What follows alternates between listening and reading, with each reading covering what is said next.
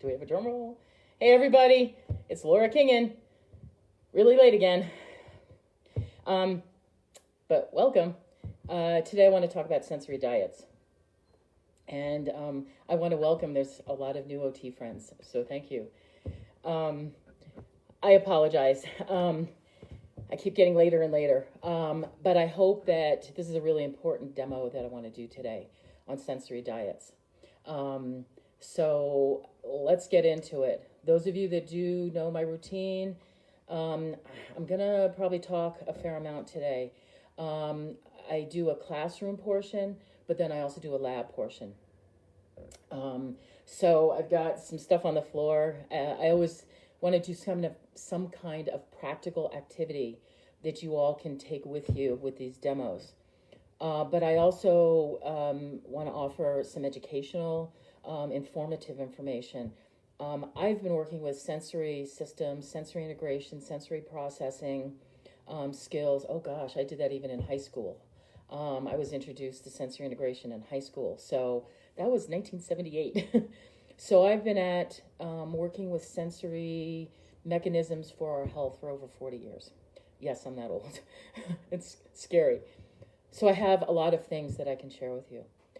Granted, these demos are also a marketing tool to let you all know who I am, kind of what I'm doing, how I work. But in this last year during this pandemic, I was really benefit from a lot of freebies from other people offering their free work online. And this is a way that I can give back and offer this out to you all as an introduction into sensory systems and into sensory diets and how incredibly important our sensory systems are.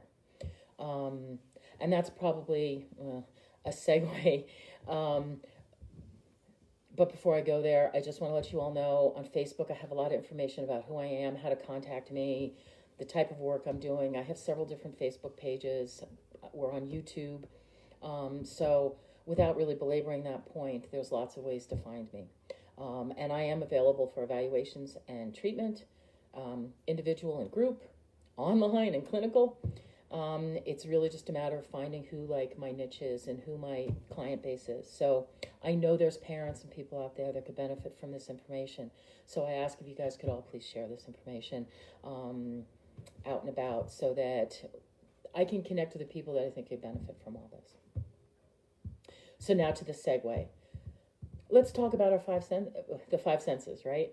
And I tend to challenge things a little bit here. Those of you that know me know that. We talk about our five senses, but I want to elaborate a little bit more on that. So let's talk a little bit about this. What are some of our senses? Vision, for sure, right? What does our vision do for us? I mean, I have two iPads going, so I'm going back and forth between the two. I'm getting a lot of information just visually that's going into my brain and informing me about things, about how I'm functioning, okay? I am listening, so hearing, auditory. It's pretty quiet right now, but I live near a highway. I can hear cars. The fact that it is quiet is good. It's informing me that everything's okay. Things are status quo. Things are okay. Right now, while I'm talking, I'm not really using my sense of taste very much. But last night, my husband made chocolate chip cookies with walnuts. The visual... now granted, you can't really smell, but the visual may inform you of memories of what it must be like when you've eaten chocolate chip cookies before. It gives a lot of information into our brain, into our physiology. Literally, how many of you are salivating looking at this cookie? It is triggering a physiological response just by looking, let alone if you could smell that cookie. It informs us a lot about what we want to do. How many of you may be like, you know what, after this demo, I want to go get a chocolate chip cookie, Very powerful. Our senses are so powerful, and that's what I want to highlight. And how much that our senses has to do with our brain, and it is our brain that is interpreting this information, and then our brain does something with it. It's like there's this through process that our brain does, sensory processing, and then we can have some kind of motor response. It can even be more than just motor. I mean, I like to use the term sensory motor, but even that is kind of limiting. Sensory integration is, in my viewpoint, has been a trademarked term. So I am very careful about using the term sensory integration. I really need to be using some very specific tools, assessment tools, that relate to sensory integration if I'm going to use those terms, sensory integration. So historically, over several decades, I've stayed away from that for the most part. So you hear me use the term sensory processing a lot more, or sensory motor. But even just in reference to that cookie, it's more than just a sensory motor response. My brain looked and could smell that cookie, and my brain is saying, I want that when we're done, or whatever my brain is processing. Actually, my brain is saying, that was really good last night, and it was sufficient for me last night to be able to taste that. But I came up with a cognitive and an emotional conclusion that's more than just a motor, that drives our motivations, right? So it's important that I talk about, that you all are aware of these, some of these different, the terminology, sensory and motor. Motor refers to movement or our muscles. Motoric functioning is the physiology. It's probably more of a physical therapy kind of a term, in the sense of what does it take to move our body? How are we addressing our motor skills is relating to movement. It's very physical. Another sense that I've yet to mention is touch. And touch is just so important. And we look at touch in two different kind of arenas, is a light touch or a deep pressure. So a deep pressure is like a massage. And for most people, this is very calming. Deep pressure is calming. Lorna Jean King, I worked with her, my affiliation, had told me that 85% of the population responds to deep pressure as calming. And about 15% of the population responds to light touch as calming. And I have found in my career that that's about accurate. Every once in a while, I work with somebody, and they're not really liking deep pressure. And I'm sure a lot of you have heard about deep pressure before, and the miracles of deep pressure. Deep pressure is pretty miraculous for most people. For some people, light touch is calming, okay? But the mechanism of light touch really is more of an alertatory kind of a response. If someone comes by you and kind of nicks you or touches you, or you brush by something, there's a tendency to be alerting and like startlesome. And it's more of, rather than a calming, it's more kicking your sympathetic nervous system into gear and saying, okay, what's going on? Excuse me, as one mechanism of light touch. Touch has lots of implications. And that's about all I'm really going to go into depth about touch. But there's also a term that I've used over the years, is proprioception. In fact, I even did a video on proprioception, so you can go back and look at the catalog about proprioception. And that's a lot about that deep pressure, and how so many different things that I'm working on, like developmental skills, incorporates the sense of touch and that the deep pressure. So I emphasize that a tremendous amount of time in my sessions. So we have touch, vision, taste, smell, hearing. There's also our sense of movement, our vestibular sense. That's not really part of the five senses, but I interpret that as one of our senses. And so, like, for example, I'm sitting on an exercise ball right now, so you can see me moving. That's why I can easily bounce like this. And there's different types of movement. I mean, I'm going up and down, and again, I've talked about some of this in some of my other demos, but there's like forward and backward. There's side to side. there's going around in like circles, semicircular canals. So it is the mechanisms in our brain, in our inner ear, that pick up on our sense of movement. And especially those of you who have children, babies, toddlers, there's a lot of activity that's going on in our inner ears. So what happens if there is some kind of problem?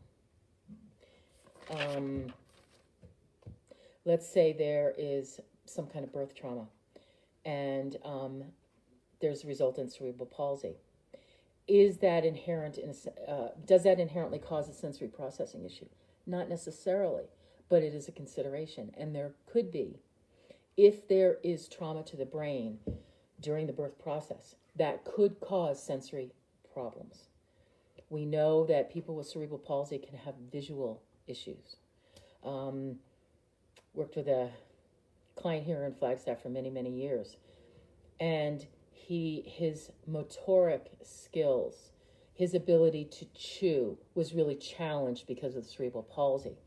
And so he would have a tendency to pocket his food because his tongue didn't work sufficiently enough, like, an average typical tongue. And so you put food in his mouth and he tends to go, rather than the lateral tongue movements. So that right there could be a potential for some safety issues like choking. So the cerebral palsy has caused some brain damage that has affected the ability to chew. Very physiological. It's a motor issue, okay? There could be sensation issues or not. What about somebody with a stroke? Stroke means that there's been some damage in the brain that's affected part of let me backtrack. With cerebral palsy, you could have your upper and lower extremities, your arms and your legs involved. Maybe just your legs, maybe just one side. But with a stroke, you have one side that's affected, and it could involve speech, right? So the motor skills, the ability to move and interpret, the ability to move has been impacted. But also the sensation. They may not feel things on that side that has been affected. That's the tactile sense, right? But visually, the vision can be affected on that side. So the point I'm trying to make is that there are different physiological diagnoses that can impact our sensory mechanisms, our sensory functioning. So brain injury, Parkinson's, stroke, aging. I mean, I'm almost 60 and I can tell my balance is starting to be affected, and it's actually kind of scary. Granted, I'm trying to work on doing physical activity to help address that. But as we get older, our physiological mechanism, that's the nature of aging, is our physiological mechanisms shift. And it's kind of a reality bite. But what do we do to work with that or to address that? Drugs, fetal alcohol syndrome. I think this is a really profound comment about fetal alcohol syndrome. A couple years ago, I had attended a workshop and had learned that those of you that are aware of fetal alcohol, you can look at some individuals and you can just tell that they have fetal alcohol syndrome by the facial features. There's just been a lack of development. But the mechanisms that cause those facial features to look that way are only when a mother is drinking during like the first month of pregnancy. What are the implications if a pregnant woman is drinking throughout her pregnancy? And if the facial feature impact is only for I think about a week or a couple weeks. I have to go back and really look at that study again to be very specific about that. But there are implications throughout pregnancy if a woman is drinking that impacts the brain. I want to start to cry. The impact of drugs and alcohol on a fetus during pregnancy is huge and has lifelong implications. okay? And then autism. That's a real biggie. And that is probably a pretty classic example of the use and implications of sensory diets. Because we know individuals who have symptoms of autism respond to sensory mechanisms, to sensory strategies.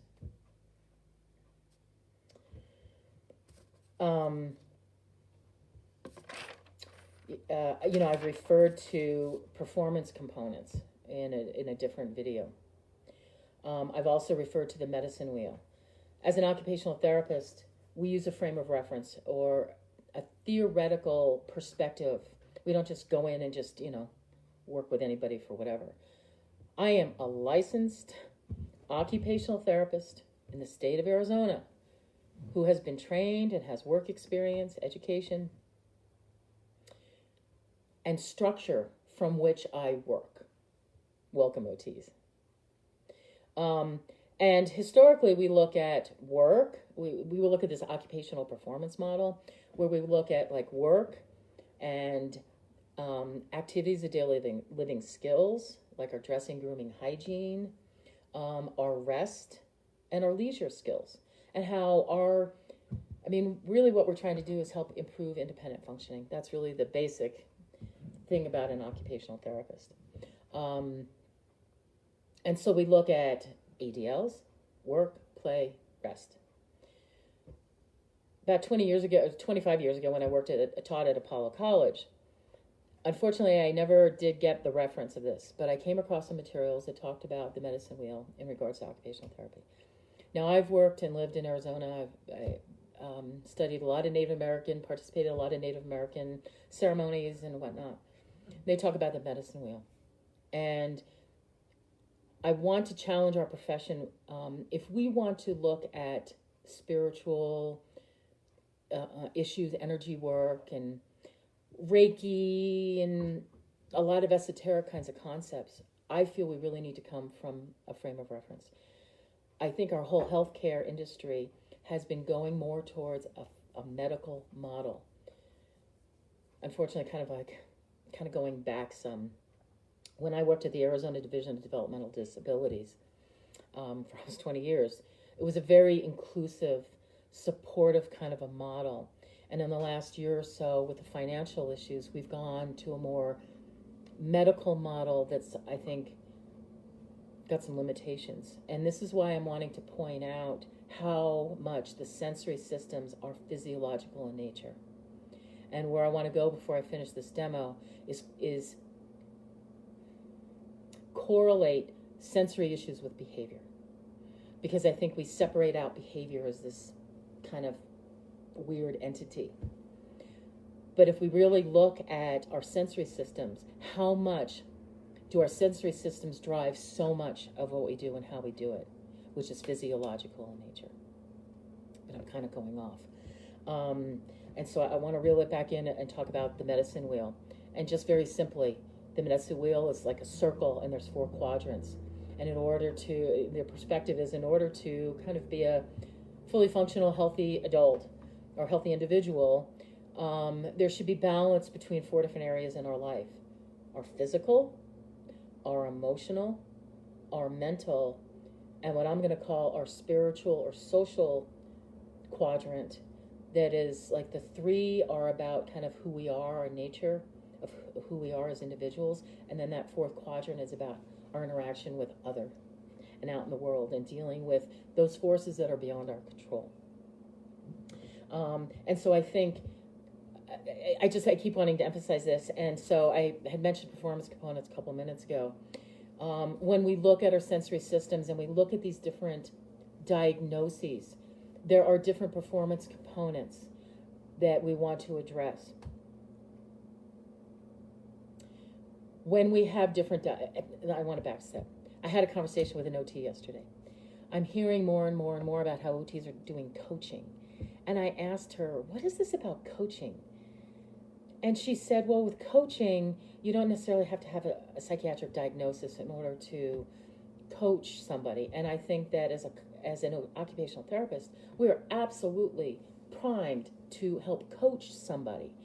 talk about routines and needs and values, things that I've talked about, right, in the past. But since I've been in school in the last 4 years, the way that we've addressed mental health issues has really shifted. When I went to college, I was required to study for 3 months in a psychiatric venue, shall I say, because psychiatric issues or our mental health is so much a part of who we are. But like I was just alluding to, we're now going to a medical model, or it's very political, right? It costs a lot of money. But I'm coming from, I have a client here and this client is suffering, and the needs are being neglected. Our healthcare industry is really at a pivotal point. And so without belaboring that much more, I think as an occupational therapist, we are primed to work with psychiatric diagnoses. And so I hope that our field and healthcare as a whole will start integrating occupational therapy again, because I think that we are part of a team to help deal with psychiatric issues. And I think that there's a lot of psychiatric problems that has been going on in these last years, and somehow we need to go forth and address that. So some of these performance components I'm going to switch real quick here. Going back to these different diagnoses, what are some of these performance components? There's another point I want to say. Labeling. I know that there's a thing about labeling and giving people the diagnosis. I am a health professional, and I appreciate having a label, because that tells me the person that is referred to me with a particular diagnosis, I know they are displaying symptoms that's impacting their functioning, that is, what's the right word that I want? That is classic, like any particular diagnosis has certain symptoms that are, what's the right word? That go towards that diagnosis. Autism, I know, as a professional, I know I'm going to need to look for certain things, certainly looking at the sensory, right?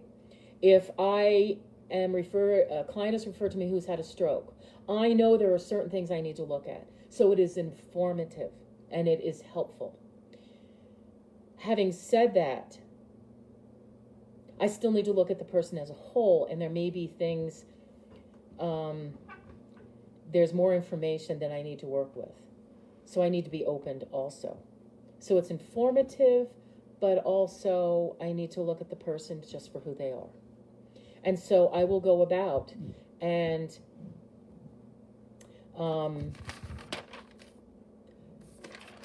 do my own evaluation and my assessment. Like I alluded to, I work as part of a multidisciplinary team, hopefully, ideally, that could include a psychiatrist who's a medical doctor, a psychologist who may be a PhD but not a medical doctor, maybe a nurse, social worker, RN, line staff, a teacher, administrator. There could be lots of people involved in one person's care. And I know that that gets expensive, but look at what's going on in our world right now. And we need to pull through this time. So since I'm on this, I want to talk about some of these other types of assessments that either I would do or others and part of the team would do. Certainly the medical doctor would do like a history and physical and look at the physical mechanisms of what's going on. And a psychiatrist would look at the physiology. Maybe there's some chemistry that's messed up, and there may need to be some medication. Diet, I don't know how much medical doctors really look at diet, but I think going forth we need to look at diet. I know for myself, I never will eat spinach again. It's not good for me. There are certain foods that are just not good. And we're in a time where we can eat anything, and I think we're seeing some health implications of that. That's kind of straying off the topic. Going back and evaluating sensory functioning. Ideally, I would love to have like a neuropsychological report. So any of you out there that hear this, if you are a neuropsychologist or know of one that's good, please refer to me or let me know who that person is. Because a neuropsychological report and information is very helpful. And it can help tell if there is brain damage in certain parts of the brain and then what the functional implications are. And then as an occupational therapist, I can take that information. It is informing me of then what kind of prescriptive activities I am licensed to offer to my client to help improve their functioning.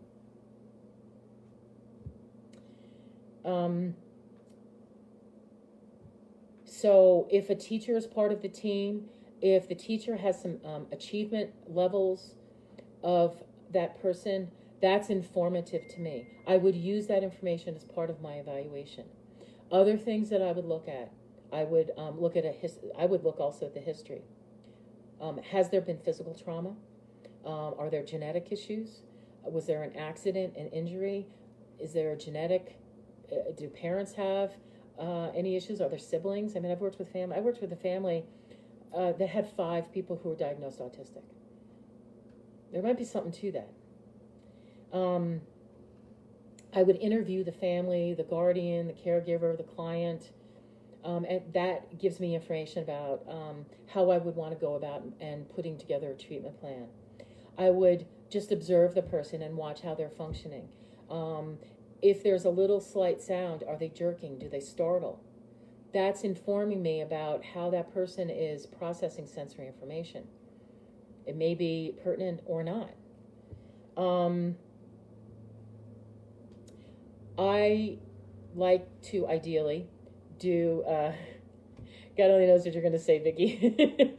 I want to do a developmental assessment and look at what's going on developmentally. If there is somewhere the person is stuck developmentally,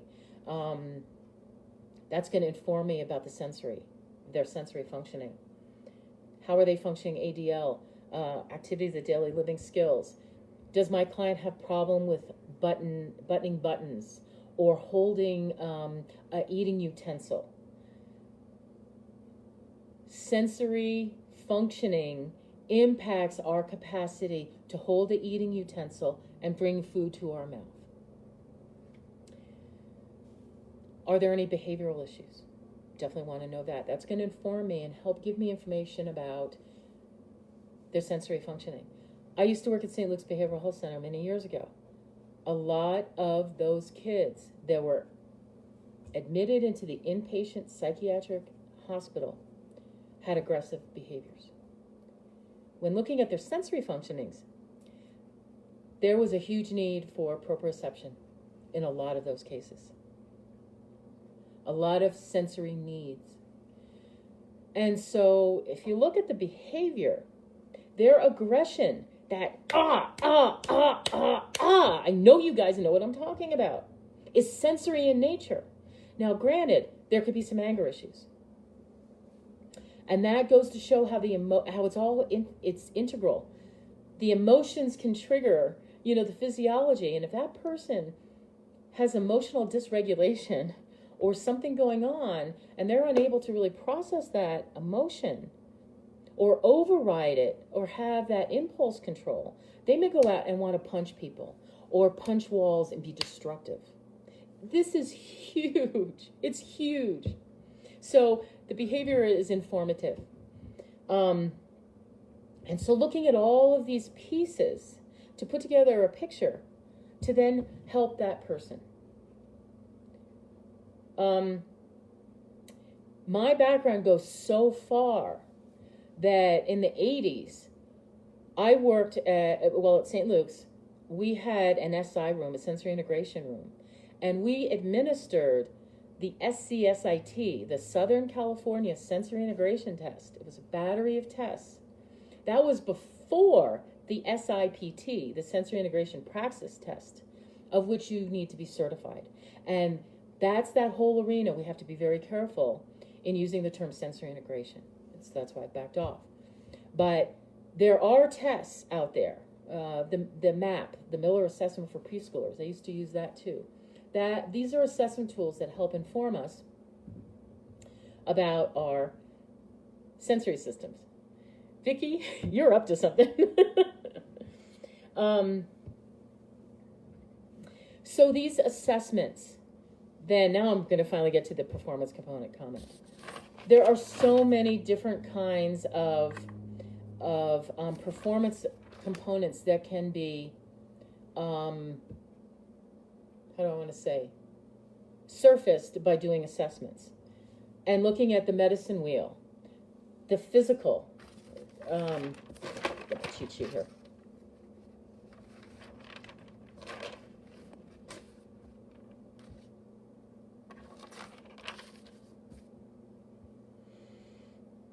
Where's it going to go with that? I think I want to go somewhere different.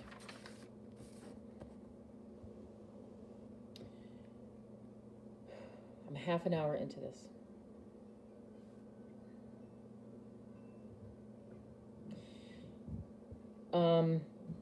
Because obviously I can go on and on and on and talk about a lot about sensory diets and sensory systems. But I also want to be able to do something active with you all. Let me just go a little bit more about some of the implications with our sensory functioning, and then we'll go do some things on the floor, okay? If there are some visual issues, you could be blind, you could need glasses, you could have some visual processing issues that could impact your visual perception, which impacts your ability to visually see symbols. Your brain may misinterpret that information.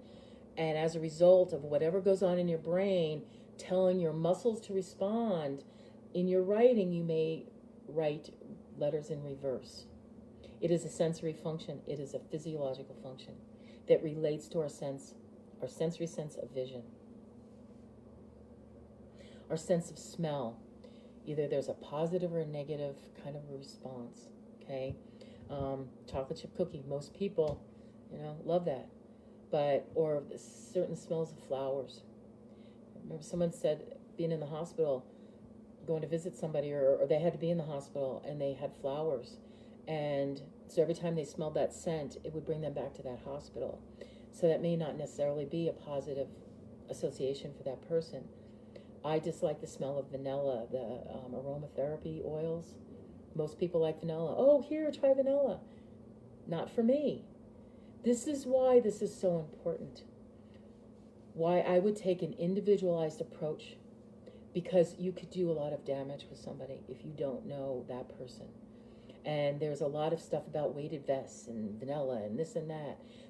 May not work. It's not one size fits all. That's why referring to an occupational therapist is helpful.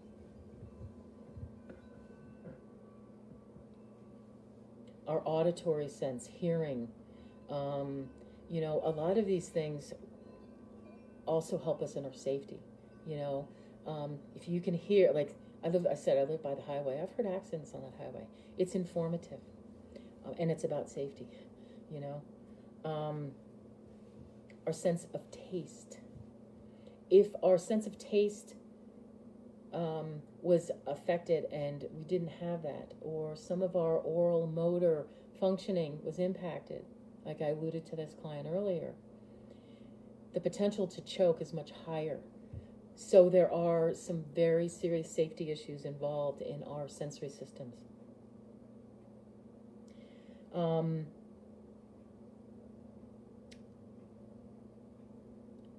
Our vestibular sense, our sense of movement, balance. I've already mentioned aging is an issue. And then our sense of tactile, our sense of touch. One of the things is temperature. I work with a lot of people that have problems differentiating between hot and cold. And for most people, we take that we just take that for granted. Our ability to differentiate between being able to feel something that's hot versus cold. Let's say, for example, you were in a car accident and your skin was burned, or you had a chemical spill. chances are you will have some physical damage that will impact your sense of touch for that area. So let's say 2 years later, something else spills on you in that area and it's hot and it's burning your skin and you don't have that sense of touch. It could cause some serious problems.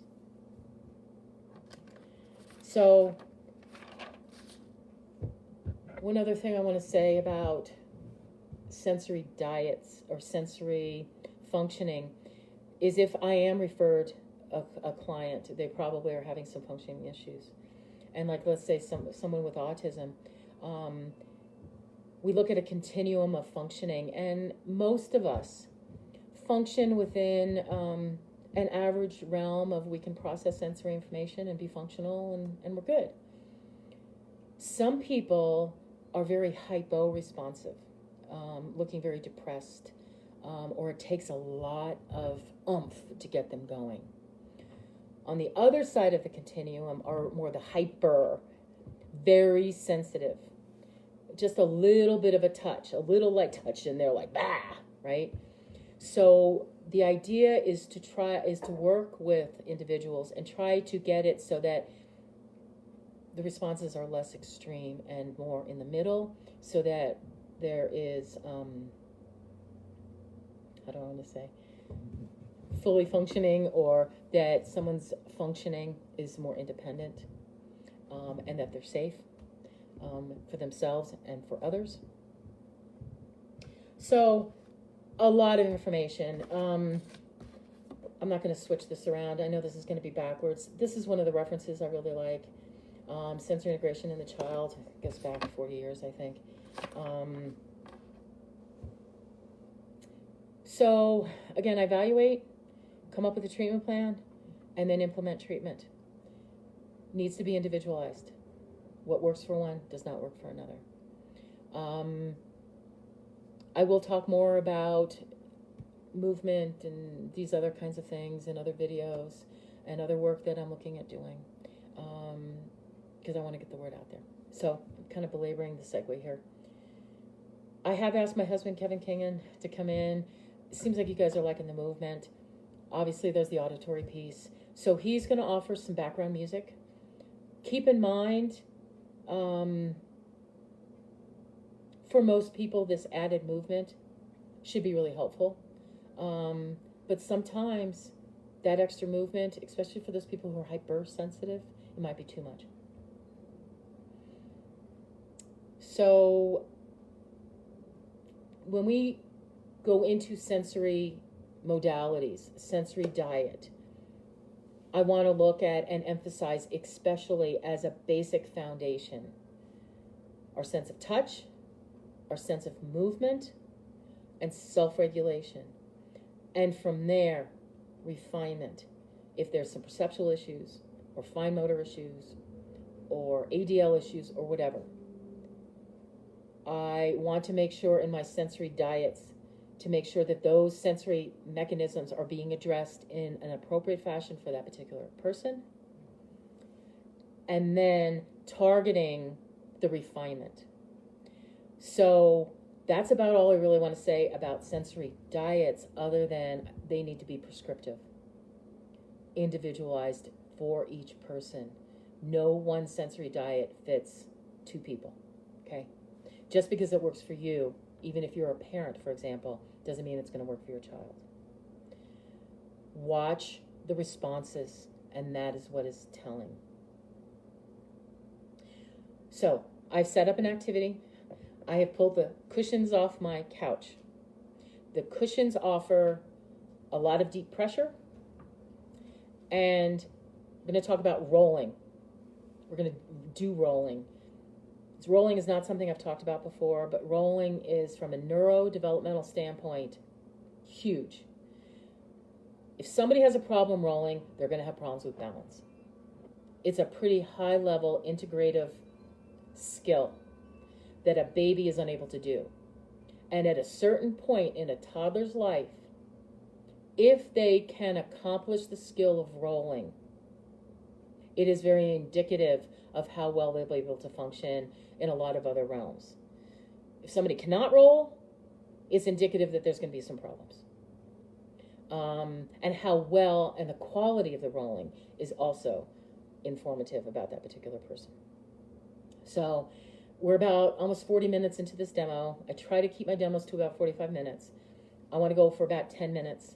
I'm just going to roll a little bit, however much you'll be able to hear me. I'm going to backtrack. I'm going to do some brushing, then I'm going to do some rolling, and then we'll just do a little bit of quiet time. If you would like to go ahead and do this in your own home with me, or certainly you can watch this video over and over again, and go ahead and take some time. Ignore my talking, at that point, and just go ahead and use the energy of this video to help you so that you can feel what this might feel like to just give your sensory systems a boost of energy for today, okay? And then when we finish up quiet time, I'll just wrap it up and we'll finish out, okay? This is going to take a couple moments just to adjust the two iPads, and we'll go from there. So, Kevin, I'll go ahead and cue you. If you'll go ahead and start some music, we'll start kind of like even keel. We'll kind of build up a little bit, and then we'll mellow out.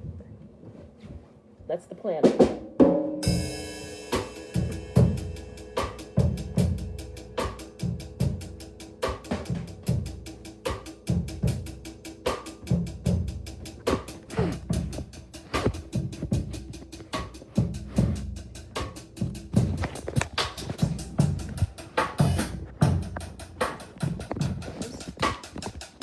So you all can see what this looks like.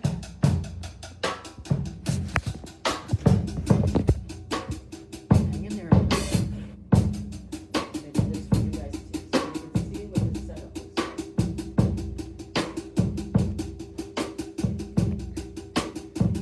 Logistics take a little bit. And I really have a thing about you guys seeing the trees.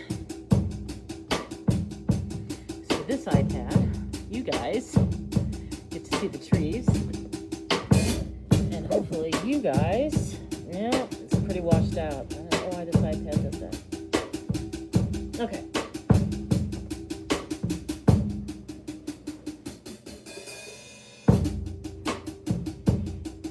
So we talked about a tactile basket. I'm just going to do this a little bit quickly so you can see. This is how I do it. A lot of you guys know about that, what is her name, Patricia, the Wallbringer protocol. That came out well after I was in college, and I've already developed some of my own stuff. So what I've also learned is that doing this kind of thing is working on your lymph system. And a lot of kids who have autism, I think their system, there's a lot of toxicity. I mean, a lot of the plastics in our society, we know they're neurotoxic, and if you're breathing a lot of that stuff in, how is that affecting your brain development? So I think working the lymph, now I don't know how much you guys can see this. There is a little bit of push, and I'm going distal to proximal. I'm going starting away from my body and working up. This is also trying to help get the lymph system moving. So it's dual. So I'm not real strict about this because I find that protocol, you have to really follow it very tightly. And that doesn't really work in a lot of people's schedules. So if it works for you, that's great. Because the idea is to try to help desensitize and give the tactile system information. And that's one way to do this. Now, I would recommend get a tactile basket, do this in the morning, do it once every day, a couple times a day. Again, it depends, okay? Those of you, if there's a stroke or other issues, I mean, obviously I talk a lot about autism, but, some of this can apply then too. I mean, even just as adults, just, brushing yourself before a shower, and then kind of wiggling your armpits, because that's where the lymph drops into. Brush, kind of wiggle, Rose Adams, you're here in Flagstaff. She's a good resource. She also teaches. Emily Vanderveer, I think you used to. Okay, so just a couple of minutes, kind of do with tactile. When I do my sessions, I like to start out with doing something like this.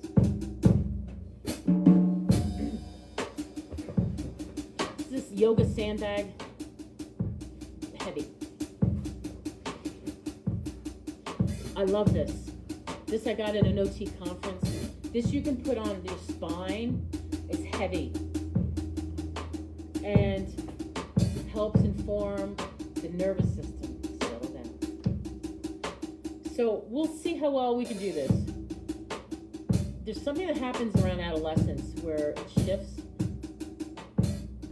So I would be very careful in doing a lot of this with adults, rolling and a lot of movement, because it's like as children, we work with movement and we integrate movement, and then our brain, it all kind of settles, and then we can kind of move on, and then we can focus more on our work and our cognitive kinds of things. So that's why adults aren't so much into the movement like kids. But if you do run across an adult who does still seek movement, then go to it, go for it. You need it, right? So the reason why I'm picking this is because it's incorporating the movement with the rolling and the deep pressure from the cushions. I'm not going to get into the quality so much. This is just more to illustrate sensory diet principles. So rolling, right? Roll. One way. And roll the other way. Whoa! Let's do it one more time.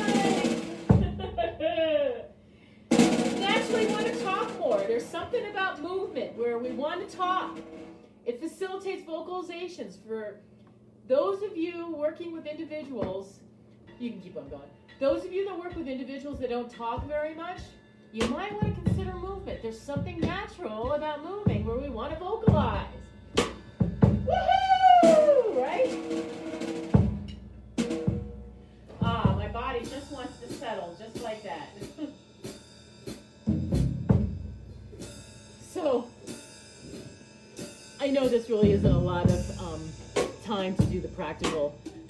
It's just a little bit silly. But let's go ahead and just settle into a little bit of quiet time.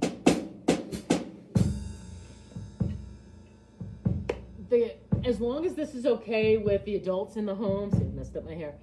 One of the fun things we do is sandwiches.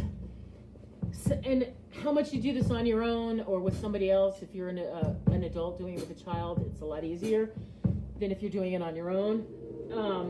And you know, some of these kids who are really incredibly sensory seeking, they'll work with you. Or give them these opportunities. Let the kids be creative. Now, let's see how well you can see this. I mean, this cushion is somewhat heavy. It's a little bit awkward, but there's definitely times where I've piled lots of pressure onto people. Be safe, please. I'm going to add something else on for the reason why I mentioned the sandbag. I'm going very deep pressure, proprioceptive in this quiet time for me. But some of you may want to maybe sit in a rocking chair and rock back and forth. We've talked about this.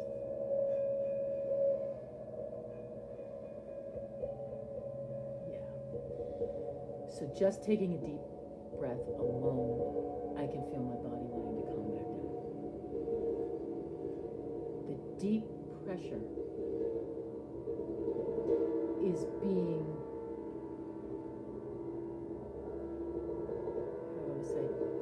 I'm going to say it differently. There are mechanisms in my body that is feeling the weight on my back, and it is informing that input, that sensory input is informing my brain. And my brain is doing something. That throughput is informing my brain, and I am having some kind of motoric kind of output. And I'm actually having to work to keep my body up, because what my body wants to do right now is take a deep sigh of breath out and relax.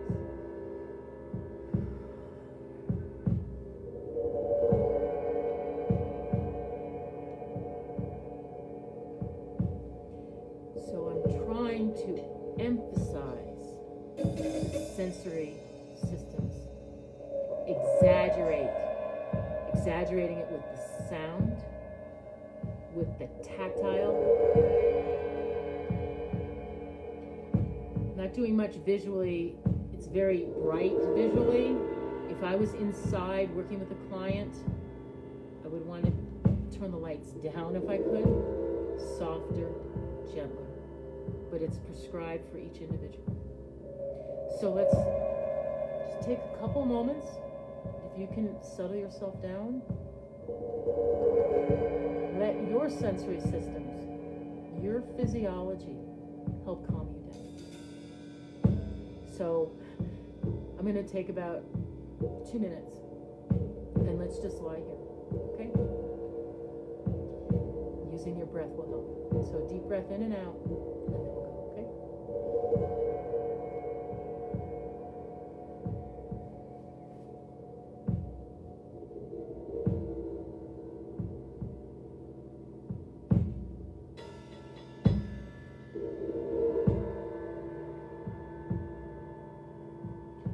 To make sure you're comfortable. So if you have to readjust, that's important, because if your body's not comfortable, it's probably going to impact your ability to relax.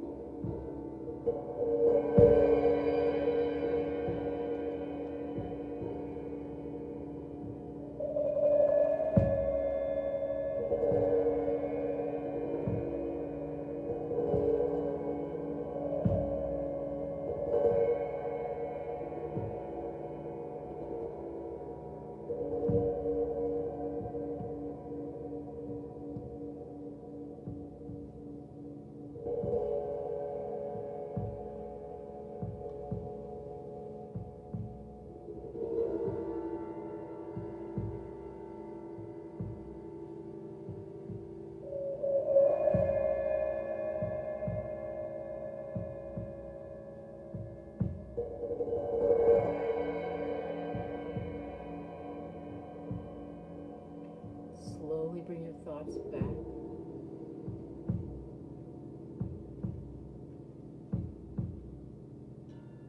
You're going to wiggle your fingers and your toes.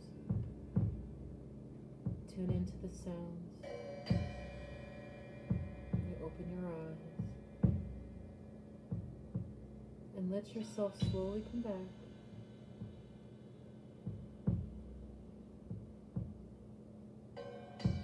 So the idea is that by working with our sensory systems, it can really impact our functioning in so many great ways. And I kind of want to ride the wave of peaks and valleys of activity, starting out slow and building, slowing back down, building back up and slowing back down. Like the natural rhythms of life, of nature.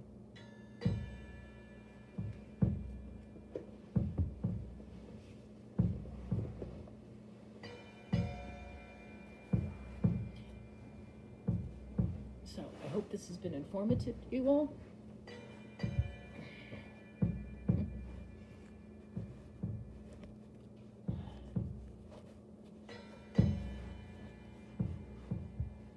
Thanks for hanging out with me. And Kevin. Blessings to you all.